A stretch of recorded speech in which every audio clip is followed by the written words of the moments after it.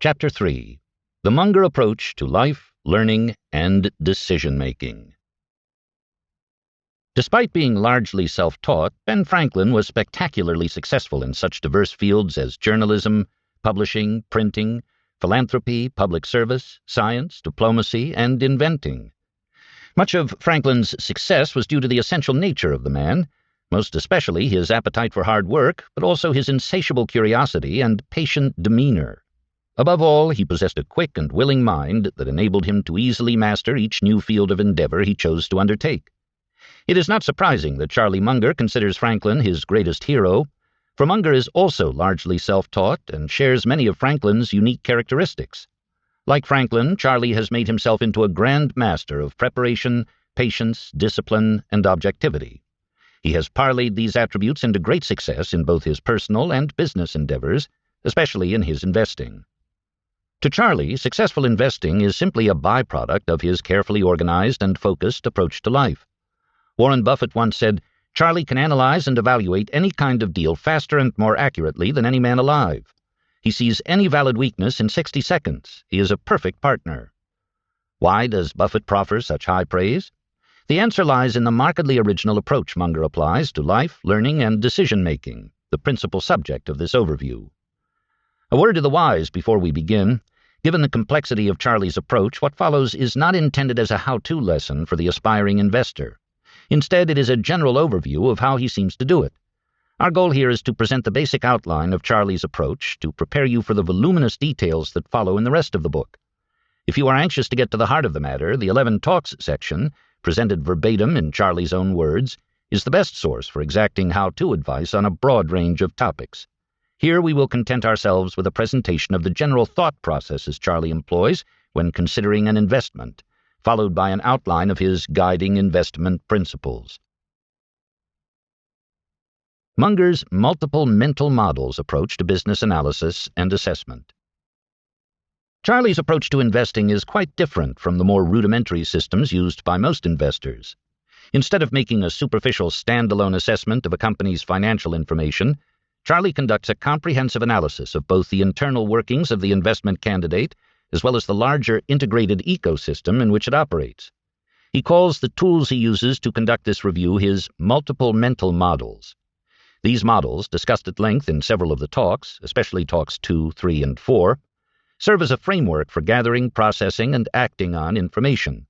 They borrow from and neatly stitch together the analytical tools, methods, and formulas from such traditional disciplines as history, psychology, physiology, mathematics, engineering, biology, physics, chemistry, statistics, economics, and so on. The unassailable logic of Charlie's ecosystem approach to investment analysis: just as multiple factors shape almost every system, multiple models from a variety of disciplines applied with fluency are needed to understand that system. As John Muir observed about the interconnectedness of nature, when we try to pick out anything by itself, we find it hitched to everything else in the universe. Charlie seeks to discover the universe hitched to each of his investment candidates by gaining a firm grasp on all, or at least most, of the relevant factors comprising both its internal and external environment. When properly collected and organized, his multiple mental models, about 100 in number, he estimates, provide a context, or lattice work, that leads to remarkable insights as to the purpose and nature of life. More pertinent to our purpose here, his models supply the analytical structure that enables him to reduce the inherent chaos and confusion of a complex investment problem into a clarified set of fundamentals. Especially important examples of these models include the redundancy and backup system models from engineering, the compound interest model from mathematics, the breakpoint, tipping moment, and autocatalysis models from physics and chemistry, the modern Darwinian synthesis model from biology, and cognitive misjudgment models from psychology. The net result of this broad spectrum analysis is a heightened understanding of how the many factors affecting an investment candidate blend and link to one another. Sometimes this understanding reveals the existence of second-order, ripple, or spillover effects. Other times, the factors employed combine to create enormous Lollapalooza-level results, good or bad. By applying this framework, Charlie lives in a different world from most investors when it comes to investment analysis. His approach accepts the reality that investment problems are inherently complex, and in a manner more in keeping with the rigors of scientific inquiry than conventional investing, he attacks them with a staggering degree of preparation and broad-based research. Charlie's big ideas from the big disciplines approach to investment evaluation is certainly unique in the business world, as is its origin. Not finding any existing approach adequate to the task, Charlie painstakingly created his own largely self-taught system. The self-taught statement is no exaggeration. He once said, "To this day I have never taken any course anywhere in chemistry, economics, psychology, or business." And yet these disciplines, especially psychology, form the foundation upon which his system is built. It is this signature approach, backed by Charlie's formidable intellect, temperament, and decades of relevant experience, that have made him the virtuoso of business pattern recognition so valued by Buffett. Like a chess grandmaster, through logic, instinct, and intuition, he determines the most promising investment moves, all the while projecting the illusion that the insight came easily, even simply. But make no mistake, this simplicity comes only at the end of a long journey toward understanding, not at the beginning. His clarity is hard-won, the product of a lifetime of studying the patterns of human behavior, business systems, and a myriad of other scientific disciplines. Charlie counts preparation, patience, discipline, and objectivity among his most fundamental guiding principles. He will not deviate from these principles, regardless of group dynamics, emotional itches, or popular wisdom that this time around it's different. When faithfully adhered to, these traits result in one of the best-known Munger characteristics, not buying or selling very often. Munger, like Buffett, believes a successful investment career boils down to only a handful of decisions. So when Charlie likes a business, he makes a very large bet and typically holds the position for a long period. Charlie calls it sit-on-your-ass investing and cites its benefits. You're paying less to brokers, you're listening to less nonsense, and if it works, the tax system gives you an extra 1, 2, or 3 percentage points per annum. In his view, a portfolio of 3 companies is plenty of diversification.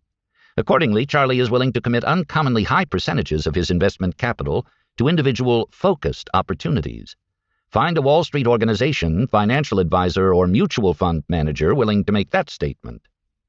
Given Charlie's record of success, not to mention Buffett's endorsement, why aren't his investment practices more routinely emulated by others?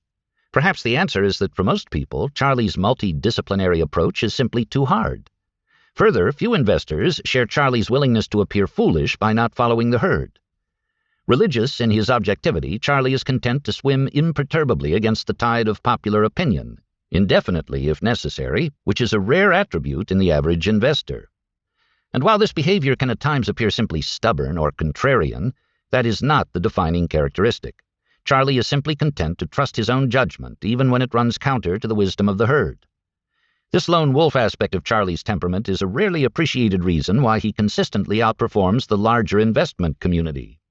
Indeed, if temperament chiefly arises from inborn tendencies, it may be that hard work, intellect, and experience, regardless of their intensity, are by themselves insufficient to make a great investor like Charlie Munger. As we shall witness through the remainder of this book, the right kind of genetically predetermined wiring is needed as well. At the 2004 Berkshire Hathaway annual meeting, a young shareholder asked Buffett how to succeed in life. After Buffett shared his thoughts, Charlie chimed in, "Don't do cocaine, don't race trains, and avoid AIDS situations." Many would dismiss his seemingly flippant answer as merely humorous, which it certainly was, but in fact it faithfully reflects both his general views on avoiding trouble in life and his particular method for avoiding missteps in investing. Often, as in this case, Charlie generally focuses first on what to avoid, that is, on what not to do, before he considers the affirmative steps he will take in a given situation. "All I want to know is where I'm going to die, so I'll never go there," is one of his favorite quips. In business, as in life, Charlie gains enormous advantage by summarily eliminating the unpromising portions of the chessboard, freeing his time and attention for the more productive regions. Charlie strives to reduce complex situations to their most basic unemotional fundamentals. Yet within this pursuit of rationality and simplicity, he is careful to avoid what he calls physics envy, the common human craving to reduce enormously complex systems, such as those in economics, to one-size-fits-all Newtonian formulas. Instead, he faithfully honors Albert Einstein's admonition, a scientific theory should be as simple as possible, but no simpler.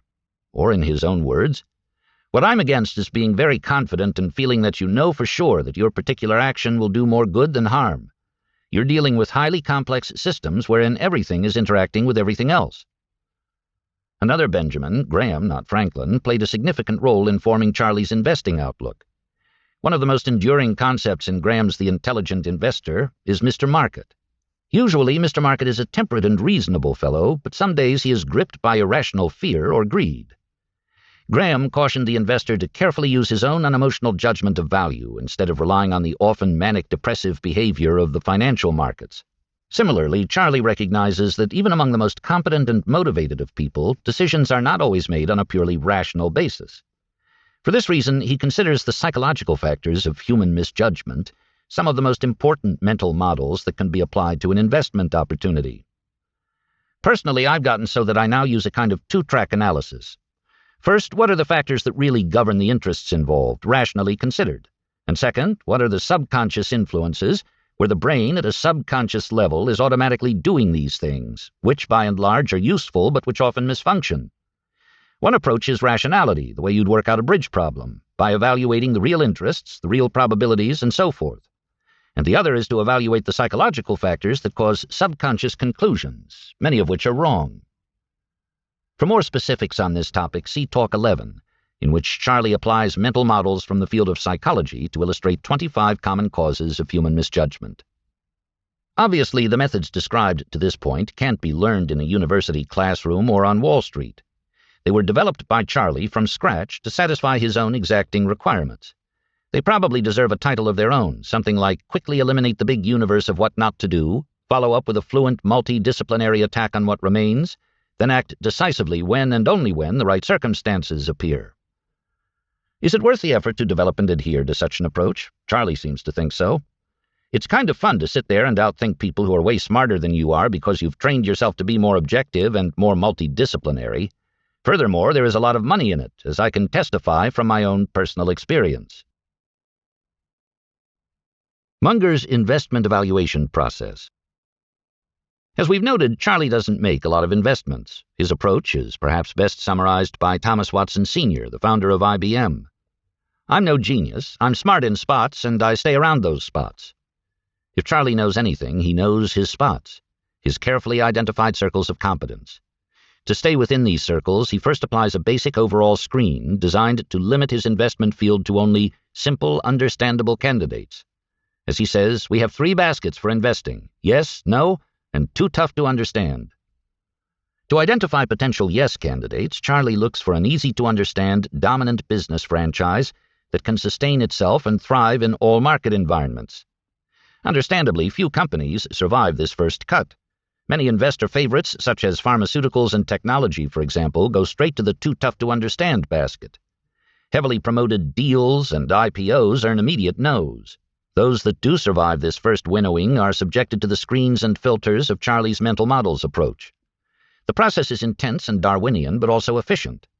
Charlie detests placer mining, the process of sifting through piles of sand for specks of gold. Instead, he applies his big ideas from the big disciplines to find the large, unrecognized nuggets of gold that sometimes lie in plain sight on the ground.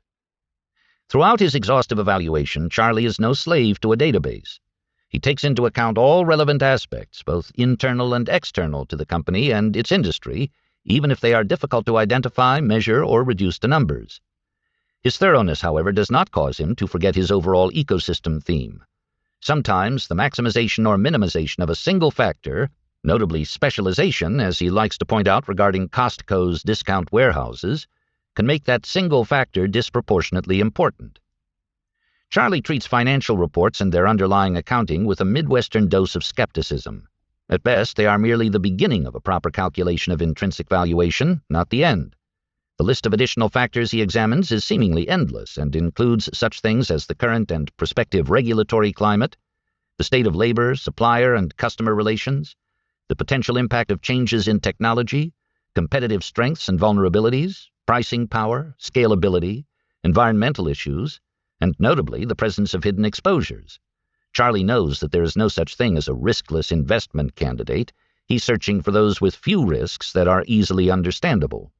He recasts all financial statement figures to fit his own view of reality, including the actual free or owner's cash being produced, inventory and other working capital assets, fixed assets, and such frequently overstated intangible assets as goodwill.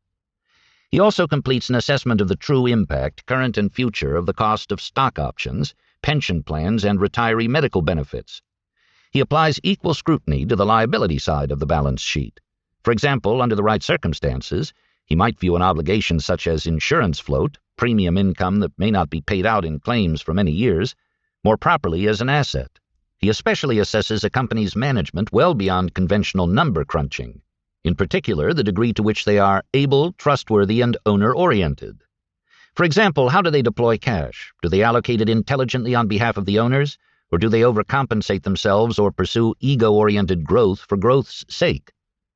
Above all, he attempts to assess and understand competitive advantage in every respect: products, markets, trademarks, employees, distribution channels, societal trends, and so on, and the durability of that advantage.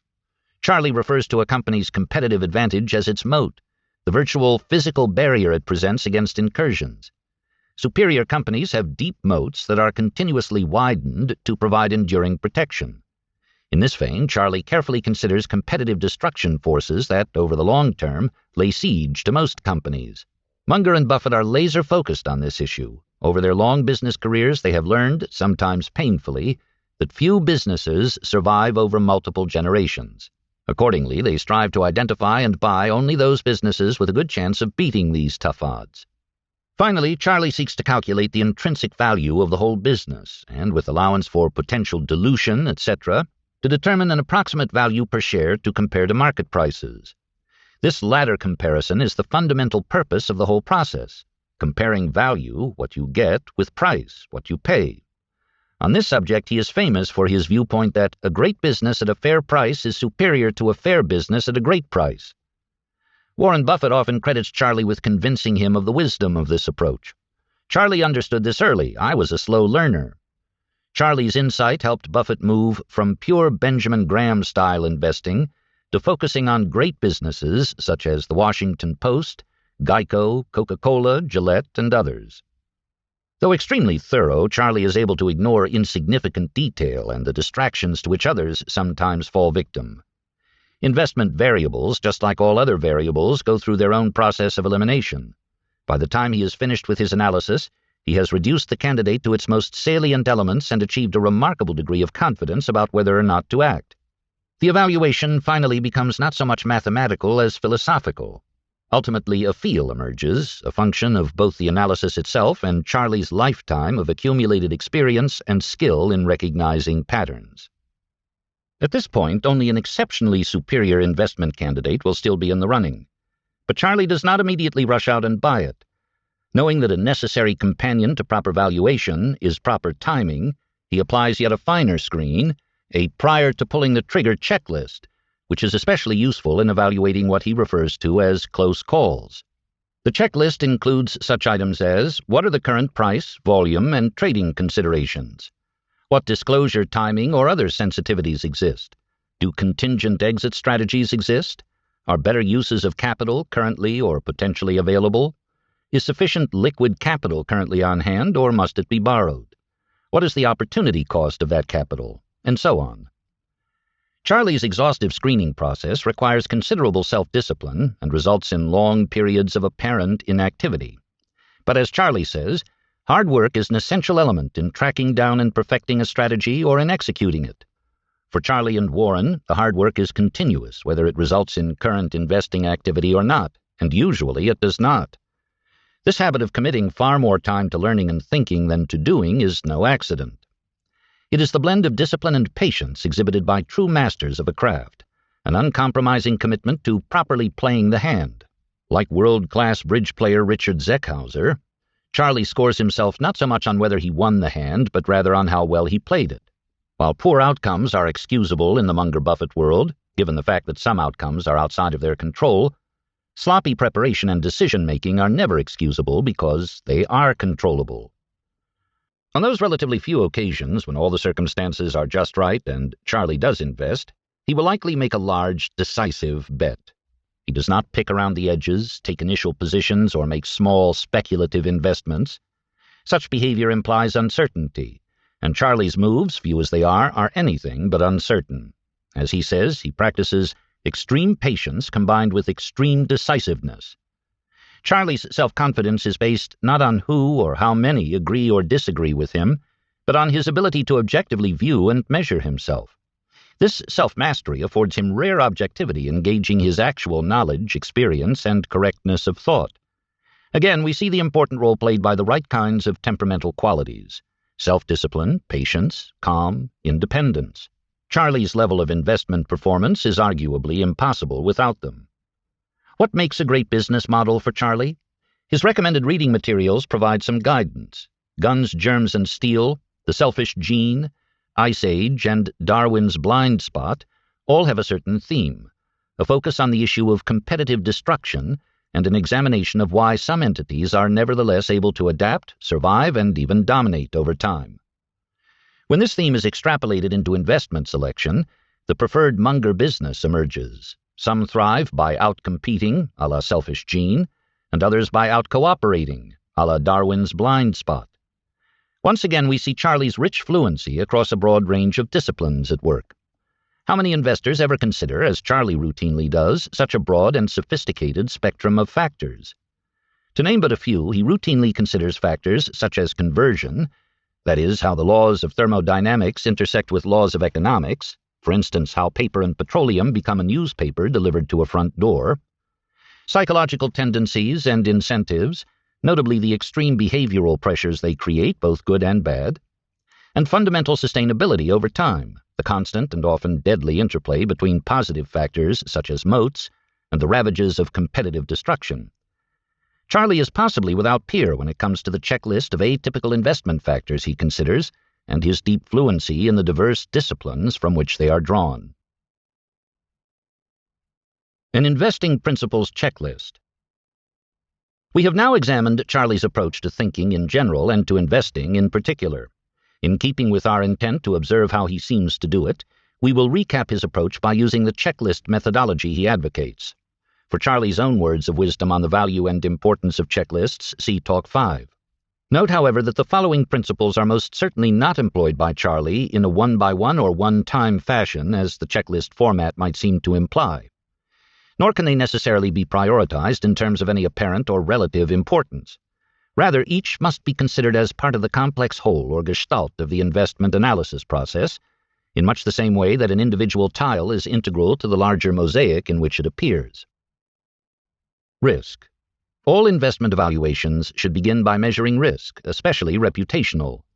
Incorporate an appropriate margin of safety, avoid dealing with people of questionable character, insist upon proper compensation for risk assumed, always beware of inflation and interest rate exposures, avoid big mistakes, shun permanent capital loss.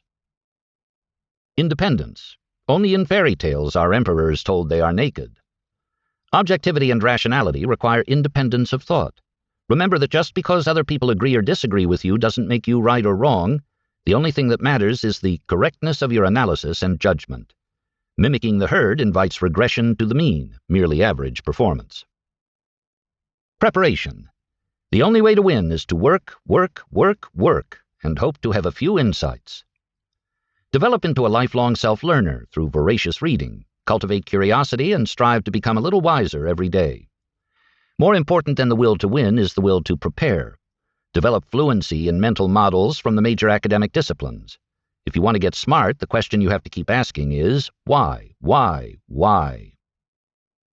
Intellectual humility. Acknowledging what you don't know is the dawning of wisdom. Stay within a well-defined circle of competence. Identify and reconcile disconfirming evidence. Resist the craving for false precision, false certainties, etc. Above all, never fool yourself, and remember that you are the easiest person to fool. Analytic rigor.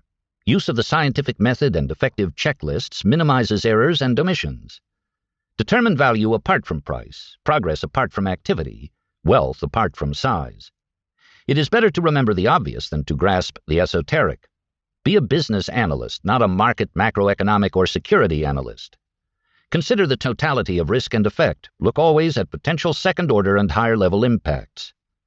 Think forward and backward. Invert, always invert. Allocation. Proper allocation of capital is an investor's #1 job. Remember that the highest and best use is always measured by the next best use, opportunity cost. Good ideas are rare. When the odds are greatly in your favor, bet, allocate, heavily. Don't fall in love with an investment. Be situation-dependent and opportunity-driven. Patience. Resist the natural human bias to act. Compound interest is the eighth wonder of the world. Einstein. Never interrupt it unnecessarily. Avoid unnecessary transactional taxes and frictional costs. Never take action for its own sake. Be alert for the arrival of luck. Enjoy the process along with the proceeds, because the process is where you live. Decisiveness. When proper circumstances present themselves, act with decisiveness and conviction. Be fearful when others are greedy, and greedy when others are fearful. Opportunity doesn't come often, so seize it when it does. Opportunity meeting the prepared mind, that's the game. Change. Live with change and accept unremovable complexity. Recognize and adapt to the true nature of the world around you. Don't expect it to adapt to you. Continually challenge and willingly amend your best-loved ideas. Recognize reality even when you don't like it, especially when you don't like it. Focus. Keep things simple and remember what you set out to do. Remember that reputation and integrity are your most valuable assets and can be lost in a heartbeat. Guard against the effects of hubris and boredom. Don't overlook the obvious by drowning in minutiae. Be careful to exclude unneeded information or slop. A small leak can sink a great ship. Face your troubles, don't sweep them under the rug. Since human beings began investing, they have been searching for a magic formula or easy recipe for instant wealth. As you can see, Charlie's superior performance doesn't come from a magic formula or some business school-inspired system. It comes from what he calls his constant search for better methods of thought, from a willingness to prepay through rigorous preparation, and from the extraordinary outcomes of his multidisciplinary research model. In the end, it comes down to Charlie's most basic guiding principles, his fundamental philosophy of life: preparation, discipline, patience, decisiveness. Each attribute is in turn lost without the other, but together they form the dynamic critical mass for a cascading of positive effects for which Munger is famous, the Lollapalooza. Finally, a word or two on why this overview of Charlie's investment philosophy has focused so much on the subject of what to buy and so little on when to sell. The answer, in Charlie's own words, serves as a wonderful summation of the Munger school of highly concentrated, focused investing described here. We're partial to putting out large amounts of money where we won't have to make another decision. If you buy something because it's undervalued, then you have to think about selling it when it approaches your calculation of its intrinsic value. That's hard. But if you can buy a few great companies, then you can sit on your ass. That's a good thing. Like his hero, Benjamin Franklin, Charlie Munger painstakingly developed and perfected unique approaches to personal and business endeavors. Through these methods, and through the development and maintenance of sound, lifelong habits, he has achieved extraordinary success.